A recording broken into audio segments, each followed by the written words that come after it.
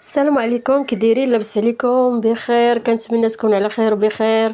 مرحبا بكم معنا في قناه شيوات بنات البلاد مع فيديو جديد ووصفه جديده ان شاء الله. اليوم ان شاء الله غادي نوجدوا معكم واحد الوصفه غتكون كوطليط مشوي في الكوكوط. اللي ما بغاش دابا ما كاينش العيد، ما انسان ما يقدرش يشوي ولا شي حاجه، يقدر يوجدوا بالطريقه في الكوكوط. كيجي زوين بزاف. وقبل ما نبداو بالصلاه والسلام على سيدنا محمد، اللهم صل وسلم وبارك على سيدنا محمد وعلى اله واصحابه وسلم تسليما.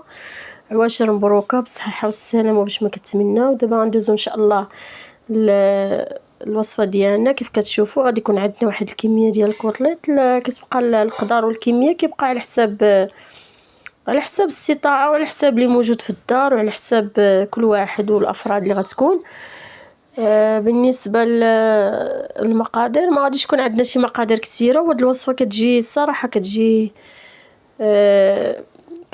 كتوجد في واحد الوقت قياسي، ما كتحتاجش الانسان كاع يبقى واقف عليها ولا شي حاجه. دابا غندوزو للمقادير ان شاء الله وطريقه التحضير. بالنسبه للمقادير غادي يكون عندنا غير قزبر، الكمون وشويه ديال البزار والملحه. صافي هادشي اللي كاين باش كنوجدو نيت الكوطليط. غادي ندوزو بالنسبه للمقادير. غادي يكون عندنا الكمون كيف كتشوفوا، وانا عندي واحد الكميه تقريبا شويه بزيد. تقريبا نص معلقه ديال الكمون، حيت الا قوينا الكمون كتير كيطلق ديك المروره في الماكله. ومن طبيعه الحال من غادي نقدمو راه نقدروا نقدموه مع اللي بغى شويه يزيدو، راه يقدر يزيدو. غادي يكون عندنا القزبر كيف كتشوفوا. القزبر غيكون بواحد الكميه شويه هذا زايده. وكيف قلت لكم غادي يكون عندنا البزار. بالنسبه للمقادير ديال العطريه نتوما غتحكموا فيها على حساب القدر اللي عندكم ديال الكوطليط. البزار درنا تقريبا 4 معالق، حيت كاين الدراري الصغار يقدر يجي حار. دابا غندوزو. وهذه الملحه، صافي الملحه ثاني على حساب الذوق.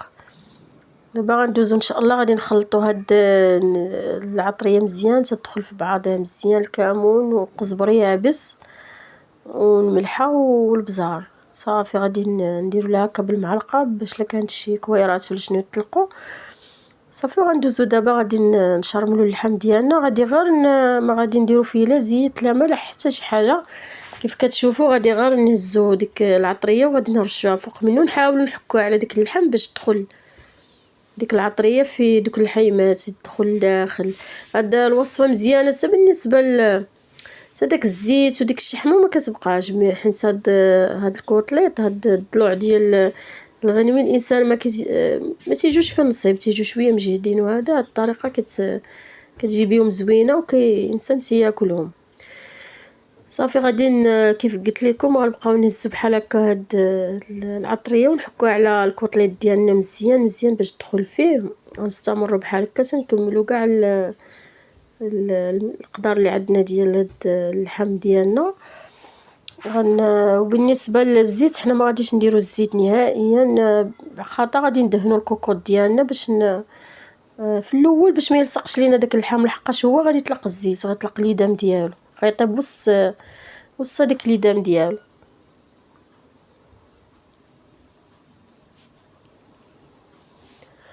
هانتوما كيف كتشوفوا بعد ما كملنا كي قلت لكم غنجيبوا الكوكوط ديالنا وغندهنوها تقريبا شي معلقه ديال الزيت هكاك، بحال الا غنصايبوا الكيكه ولا شي حلوه. المهم غندهنوا داك الكوكوط مزيان، غندوروا فيها داك الزيت باش ملي كيبدا يغلى لينا اللحم ديالنا ما يشدش فيه الكوكوط. بالنسبه لهاد اللحم راه خصك الكوكوط تكون عريضه تستوي حاجه حدا حاجه. دابا المهم انا غنكتفي بهذا. عندي الكوكوط كبار غادي نحول ليها هاد سميتو باش غتجي وحده حدا وحده، لان ما غاديش يجيني انا كنصحاب غادي تهز ليا الساعه ما هزاتش. دابا تنسالو غادي نحولها الكوكوط الكبار. خاص الحيمه تجي حدا الحيمه، ما تجيش وحده فوق وحده باش كيتحمر. صافي دابا غادي ندوزو نغطيو عليه، غنسدو عليه نزيرو عليه ونردوه فوق البوطه. تقريبا الوقت اللي كياخذ لينا تقريبا ساعه الا ربع حتى ساعه على حساب اللحم وعلى حساب. المهم ساعه الا ربع غتسدو عليه. غتكون العافيه شويه مجهده حتى كتسمعوا الصفاره كدور. صافي تنقصوا العافيه مهيله بزاف وغتخلوه يطيب على ديك العافيه مهيله. كيف قلت لكم تحسبوا ساعه الا ربع وتحلوا.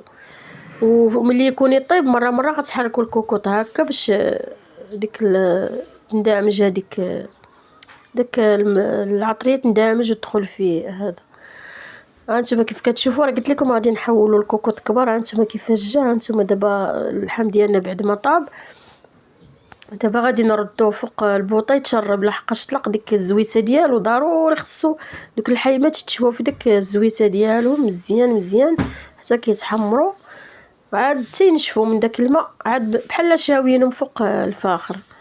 صافي دابا غنردوه تيتشرب معانا وان شاء الله، وغادي نقدموه كيف قلت لكم. هاد القياس خدا ليا تقريبا ساعه الا ربع وشي حاجه قليله، ما وصلش الساعه. المهم غتحلوا تقلبوا الحيمه ديالكم الا طابت غتزيدوها.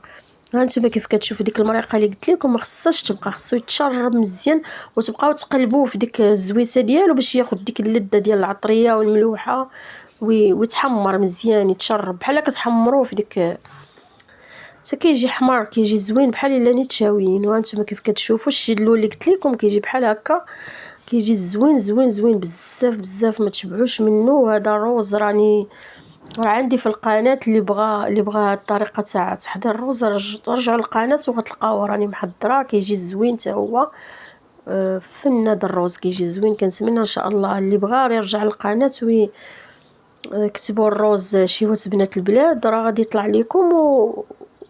وهذا هو اللي قدمناه معاه. وشوفوا الكوطليت ديالنا كيفاش جا زوين. الوصفه ديالنا ديال اليوم كنتمنى ان شاء الله تجربوا هذا الكوطليت اللي صايبنا معاكم، وبالصحه والراحه، والى فيديو اخر ان شاء الله.